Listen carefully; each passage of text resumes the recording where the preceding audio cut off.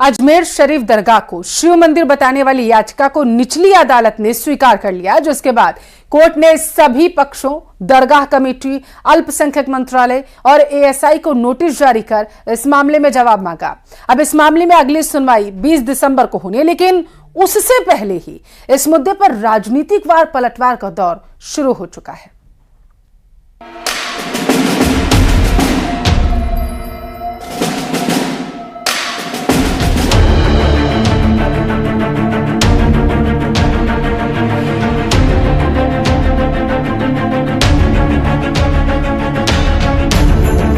मंदिर या मस्जिद की कहानी अब अजमेर शरीफ दरगाह तक पहुंच गई है। निचली अदालत ने उस याचिका को स्वीकार कर लिया है जिस याचिका में अजमेर शरीफ दरगाह को शिव मंदिर बताया गया था। अदालत ने मामला स्वीकार करते हुए दरगाह कमेटी, अल्पसंख्यक मंत्रालय और एएसआई को नोटिस जारी करने का आदेश जारी किया है, जबकि अब इस मामले में अगली सुनवाई 20 दिसंबर को होनी है। कोर्ट ने सभी पक्ष हमारे सुने हैं, मजबूती से हमारी बात सुनी है और संकट मोचन महादेव मंदिर अजमेर दरगाह इस विषय पे 2 महीने पहले सूट फाइल हुआ था। किसी कारण वो सुनवाई पे नहीं आ पाए, कुछ ना कुछ कमियां रही, सारी कमियां पूरी हो गई। माननीय अदालत ने 2 दिन से लगातार हमारी सुनवाई हो रही, कुछ कमी थी वो सब दूर हो गई है। लेकिन अदालत के फैसले पर एआईएमआईएम के चीफ असदुद्दीन ओवैसी ने सवाल उठाए हैं। सोशल मीडिया हैंडल एक्स पर उन्होंने लिखा, सुल्तान हिंद ख्वाजा मोइनुद्दीन चिश्ती भारत के मुसलमानों के सबसे अहम औलिया इकराम में से एक हैं। उनके आस्थान पर सदियों से लोग जा रहे हैं और जाते रहेंगे इंशाअल्लाह। कई राजा महाराजा शहंशाह आए और चले गए, लेकिन ख्वाजा अजमेरी का आस्थान आज भी आबाद है। 1991 का इबादत गाहों का कानून साफ कहता है कि किसी की भी इबादत गाह की मजहबी पहचान को तब्दील नहीं किया जा सकता। न अदालत में इन मामलों की सुनवाई होगी। ये अदालतों का कानूनी फर्ज है कि वो 1991 के एक्ट को अमल में लाए। बहुत ही अफसोसनाक बात है कि हिंदुत्व तंजीमों का एजेंडा पूरा करने के लिए कानून और संविधान की धज्जियां उड़ाई जा रही हैं और नरेंद्र मोदी चुपचाप देख रहे हैं। हर मस्जिद के नीचे इनको मूर्ति ढूंढनी अगर पड़ गई तो आप बताओ देश में होगा क्या। अजमेर शरीफ के बारे में भी कुछ सोचने की जरूरत है, ख्वाजा मोइनुद्दीन चिश्ती के बारे में भी कुछ सोचने की जरूरत है। अब इससे बड़ा तमाशा नहीं हो सकता देश में जो चल रहा है। और इसमें मेरा है कि माननीय सुप्रीम कोर्ट को स्वतः संज्ञान लेके इसके अंदर सख्त एक्शन लेने की कार्रवाई करनी चाहिए। अदरवाइज हम लोग झुलस जाएंगे, देश के अंदर ये आग लगेगी, हम झुलसेंगे। और जब आग लगती है ना, वो ये नहीं देखती कि ये किसका घर है, फिर वो सबके घर में लगती है। अब आपको समझाते हैं कि आखिर अजमेर शरीफ दरगाह को लेकर विवाद क्या है।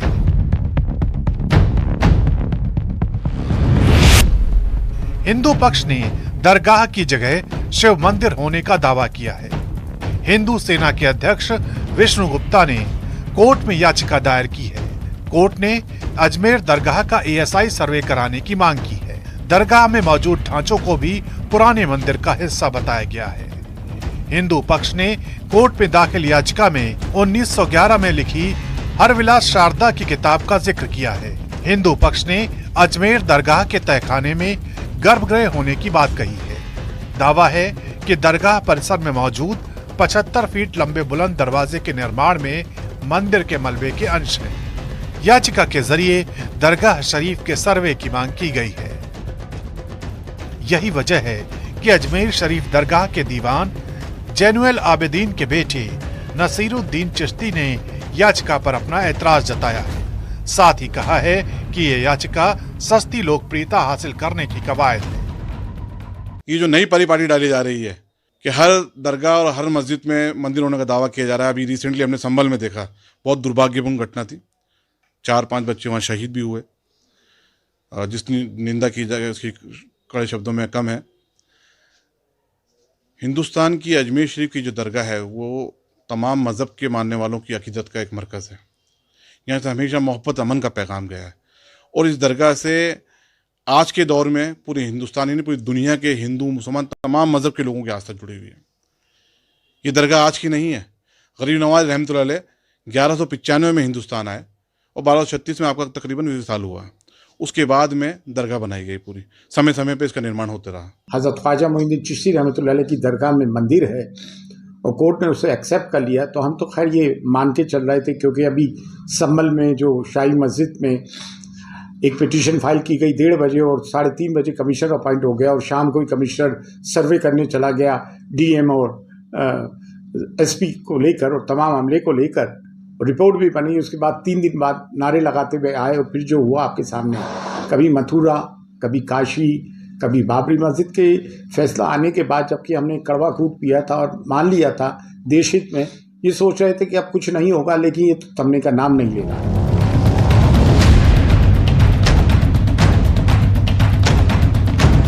दरअसल ये मामला राजस्थान में कांग्रेस सरकार के वक्त सामने आया था।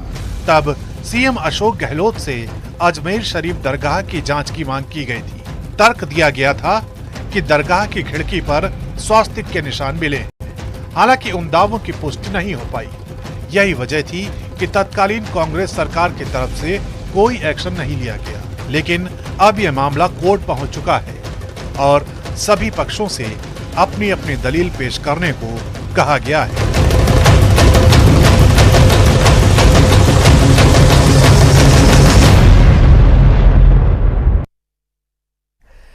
अजमेर शरीफ पर हिंदू पक्ष की याचिका कोर्ट में स्वीकार होने पर समाजवादी पार्टी के नेता ने क्या कहा वो आपको बताएंगे, लेकिन उससे पहले सूबे के मुखिया सीएम भजनलाल शर्मा क्या कुछ कह रहे सुनिए। प्रधानमंत्री नरेंद्र मोदी जी के नेतृत्व में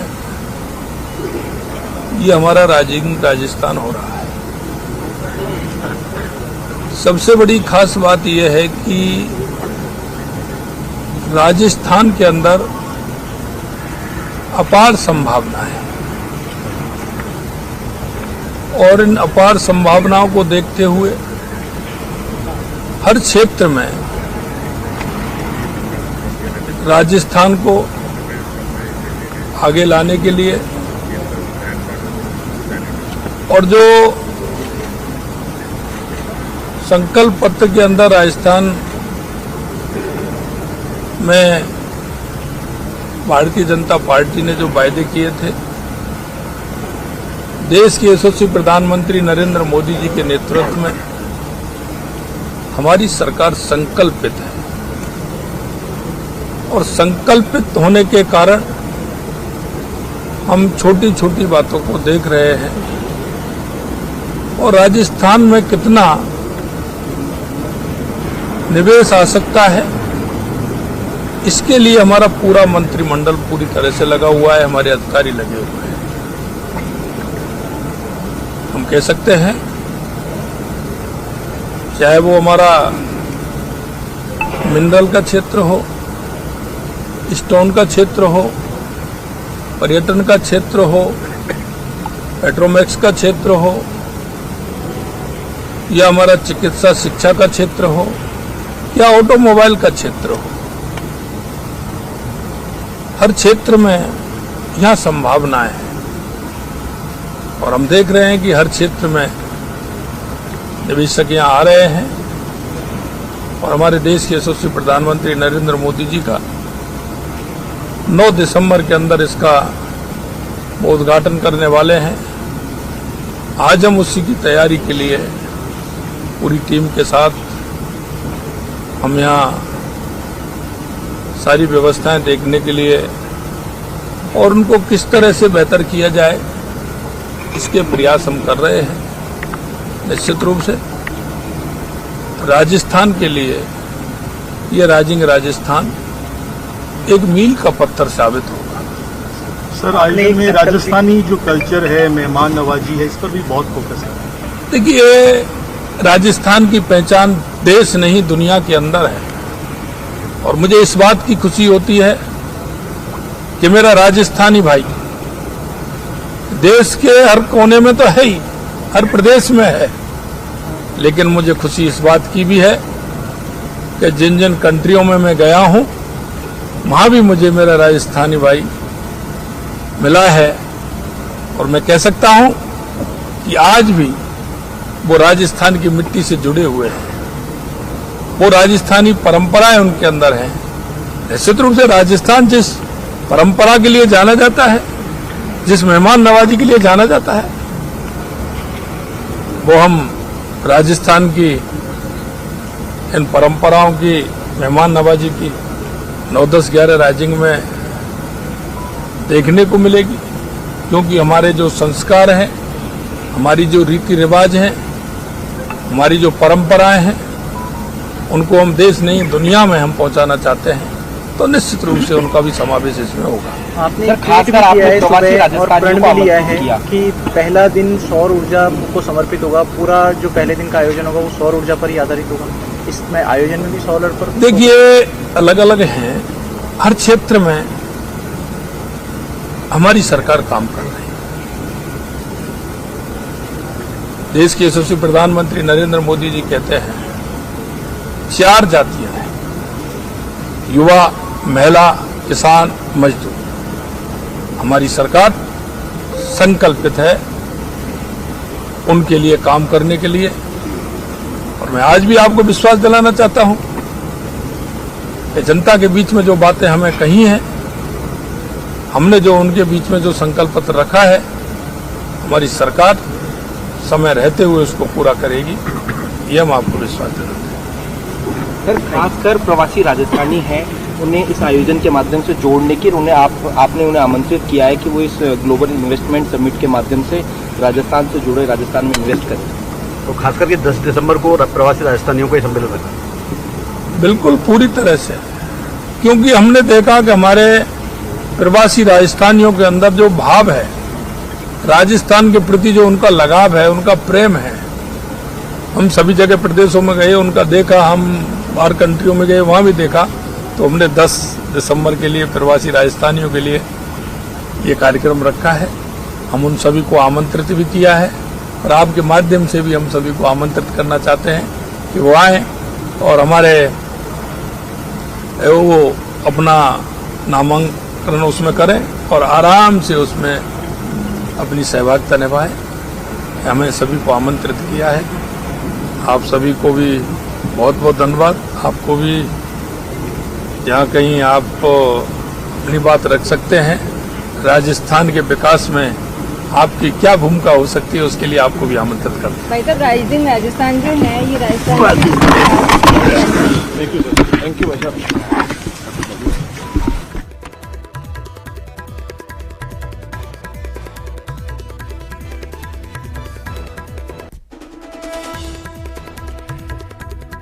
तो सूबे के मुखिया सीएम भजनलाल शर्मा को सुन रहे थे आप। उन्होंने कहा कि किस तरीके से जब वो विदेश भी गए और वहां पर लोगों से जब वो मुखातिब हुए, तो वहां पर किस तरीके से प्रवासी राजस्थानियों ने भी उनका शानदार तरीके से स्वागत किया। और आइए अब आपको बताते हैं कि अजमेर शरीफ पर हिंदू पक्ष की याचिका कोर्ट में स्वीकार होने पर समाजवादी पार्टी के नेता रामगोपाल यादव ने क्या बयान दिया। दरअसल रामगोपाल यादव की विवादित टिप्पणी जो है वो कोर्ट को लेकर है। रामगोपाल यादव ने कहा कि छोटे छोटे जज जो हैं वो देश में आग लगवाना चाहते हैं। मैंने पहले ही कहा था कि इस तरह के जजेस भी, छोटे छोटे जजेस बैठे हुए हैं जो इस देश में आग लगवाना चाहते हैं। कोई मतलब नहीं है। अजमेर शरीफ पर हमारे प्रधानमंत्री स्वयं चद्दर भिजवाते हैं, सारे देश के लोग, दुनिया भर के लोग आते हैं वहाँ। अब उसको विवादों में डालना बहुत ही घृणित और ओछी मानसिकता का प्रतीक है। और ये यही नहीं, ये सत्ता में बने रहने के लिए बीजेपी समर्थित लोग कुछ भी कर सकते हैं। देश में आग लग जाए इनसे कोई मतलब नहीं, सत्ता में बने रहें बस। जब आक्रांता आए थे मुगल तो हमारे मंदिरों को तोड़ा था। अब आप कहेंगे कि कितने मस्जिदों पर आप ये बोलेंगे, तो मैं कहूंगा कि अब आज तक कांग्रेस की सरकार केवल तुष्टीकरण करते रही। तुष्टीकरण के कारण ही अगर ये 47 में ही आक्रांतों द्वारा मंदिरों पर मस्जिद बनाने का जो उनका एक मुहिम चला था उसको समाप्त कर दिया गया होता नेहरू के द्वारा, तो आज हमें कोर्ट में अर्जी देने की जरूरत नहीं पड़ती। और संभल के बाद अजमेर दरगाह पर सियासी दंगल के बीच असदुद्दीन ओवैसी ने क्या कहा, अब आप जरा वो भी सुनिए। नेहरू से लेकर जितने प्रधानमंत्री बने वो वहां पर चादर भिजाते हैं। आप बताइए क्या करना चाह रहे हैं लोग? आखिर क्यों इतनी नफरत पैदा कर दिए बीजेपी आरएसएस वाले मस्जिद दरगाहों के ताल्लुक से? प्रधानमंत्री नरेंद्र मोदी खुद चादर भिजाते हैं। अब बताइए उस पर क्या बोलेंगे वो? उन्होंने मिनिस्ट्री ऑफ माइनॉरिटी अफेयर्स को पार्टी बनाया, तो नरेंद्र मोदी की सरकार उसको बोलेगी कि वो दरगाह है ही नहीं है। प्लेसेस ऑफ वर्शिप एक्ट तो इस्तेमाल ही नहीं हो रहा। लोअर कोर्ट आखिर प्लेसेस ऑफ वर्शिप एक्ट को क्यों नहीं सुन रही है? जब वर्शिप एक्ट 1991 है, फिर ये हर मस्जिद के नीचे मंदिर खोजने का, और इसमें सबसे बड़ा दोष हमारी सर्वोच्च न्यायपालिका के में बैठे हमारे महान जजों का है, जिनको ये देखना चाहिए कि आज जो है किस कदर से जो है नफरत की राजनीति को, गैर बराबरी की राजनीति को, धार्मिक भेदभाव की राजनीति को बढ़ाया जा रहा है। और देश के प्रधानमंत्री कहाँ हैं? इस तरह की घटनाओं से देश अस्थिर होगा, देश में स्थिरता का माहौल बनेगा, तो क्या प्रधानमंत्री नहीं देख रहे हैं? बीकानेर के पूर्व राज परिवार में प्रॉपर्टी विवाद अब पुलिस थाने तक पहुंच चुका है। बुआ राजश्री और भतीजी सिद्धि कुमारी के खिलाफ क्रॉस एफआईआर कराई गई। हालांकि विवाद के बीच राजश्री कुमारी का पहला रिएक्शन भी आ चुका है, जिसमें उन्होंने सिद्धि कुमारी पर राजनीतिक पावर का गलत इस्तेमाल करने का आरोप लगाया है।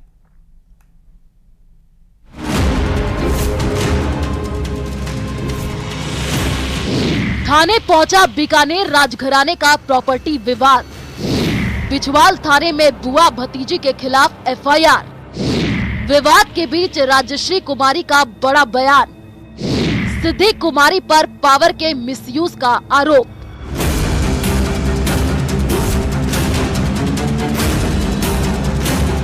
अरबों की संपत्ति और ट्रस्ट को लेकर सिद्धि कुमारी और उनकी बुआ राजश्री कुमारी के बीच का विवाद अब खुल करके सामने आ गया है। दोनों ने एक दूसरे के खिलाफ बिछवाल थाने में क्रॉस एफआईआर दर्ज कराई है। विवाद के बीच महाराजा करणी सिंह की बेटी राजश्री कुमारी ने सिद्धि कुमारी पर परेशान करने का आरोप लगाया है। राजश्री का कहना है कि जो एफआईआर दर्ज कराई गई है वो जल्दबाजी में उठाया गया कदम है। ये जो एफआईआर सिद्धि कुमारी ने मेरे खिलाफ, मेरी छोटी बहन मधुलिका कुमारी बाइसा, ट्रस्टी श्री ठाकुर हनुत सिंह जी और अन्य ट्रस्ट के जो ऑफिशियल्स हैं उनके खिलाफ फाइल किया है, ये बिल्कुल फ्रिवलस, बेसलेस और मोटिवेटेड है। आपको तो ये पता ही है कि हमारे पारिवारिक केसेस चल रहे हैं। उसमें अभी थोड़े ही दिन पहले बीकानेर कोर्ट ने कमिश्नर नियुक्त किया है, जो हमारे शिवबिलास में लालगढ़ पैलेस में जाके इन्वेंट्री लेंगे। और उससे पहले जोधपुर हाई कोर्ट ने सिद्धि कुमारी के ऊपर कई रिस्ट्रिक्शंस डाले हैं, जो हमारे ट्रस्ट के केसेस चल रहे हैं उसमें। दोनों के बीच विवाद की वजह क्या है वो भी बताएंगे, लेकिन उससे पहले आपको बताते हैं कि जो एफआईआर कराई गई है उनके पीछे वजह क्या बताई जा रही है। सबसे पहले बात करते हैं पहली एफआईआर की, जिसे लक्ष्मी निवास होटल संचालक messrs golden triangle forts and palace private limited के प्रबंधक राजीव मिश्रा ने सिद्धि कुमारी पर दर्ज कराया है, जिसमें आरोप लगाया गया है कि सिद्धि कुमारी और उनकी बहन साल 1999 में 57 साल के लिए किए गए लीज के समझौते को नहीं मान रही है। आरोप है पैलेस से बेदखल करने का डर दिखाकर 2 फरवरी 2011 को चेक के जरिए राजीव मिश्रा से 4 करोड़ रुपए वसूले गए। इनमें 1 करोड़ रुपए महाराजा गंगा सिंह ट्रस्ट के लिए दिए गए। आरोप है कि बावजूद इसके लक्ष्मी निवास होटल के संचालन में लगातार बाधाएं उत्पन्न की जा रही हैं। इतना ही नहीं, 10 करोड़ रुपए और देने का दबाव भी बनाया जा रहा है।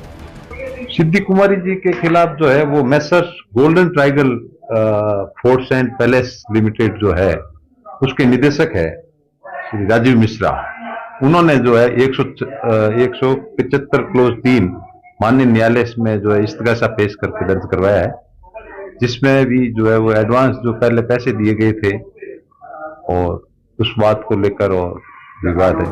दूसरी एफआईआर सिद्धि कुमारी के ट्रस्ट के ट्रस्टी संजय शर्मा ने राजश्री कुमारी और दूसरे ट्रस्टियों के खिलाफ दर्ज कराई है, जिसमें सभी पर ट्रस्ट के अहम दस्तावेजों को गुम करने का आरोप लगाया है। एफआईआर में आरोप लगाया गया है कि जिस वक्त ट्रस्ट सिद्धि कुमारी को हस्तांतरित हुए तो पूर्व ट्रस्टियों ने अहम दस्तावेज और कैश बुक अपने पास रखे।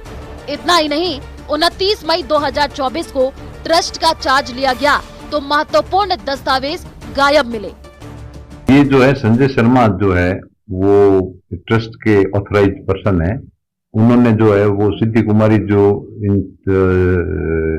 महाराजा गंगा सिंह ट्रस्ट के जो चेयरपर्सन है, उन्होंने जब सहायक आयुक्त के आदेश से जब चार्ज लिया उस समय जो है वो पूर्व के जो ट्रस्टी और जो कर्मचारी थे वो उन्होंने जो है वहां से नकदी है और चेक्स है और रिकॉर्ड है, ऑडिट रिपोर्ट, वो जो है वो वहां से गायब कर दिया।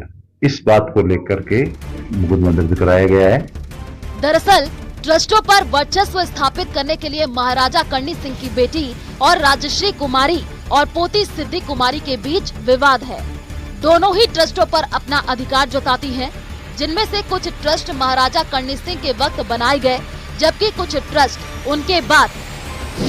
इनमें Maharaja Ganga Singh trust, Maharaja Rai Singh trust, Karni Singh foundation, Karni charitable trust और महारानी सुशीला कुमारी ट्रस्ट का गठन शामिल है। इसके अलावा लालगढ़ पैलेस, लक्ष्मी निवास पैलेस, जूनागढ़ की कुल संपत्ति अरबों में है।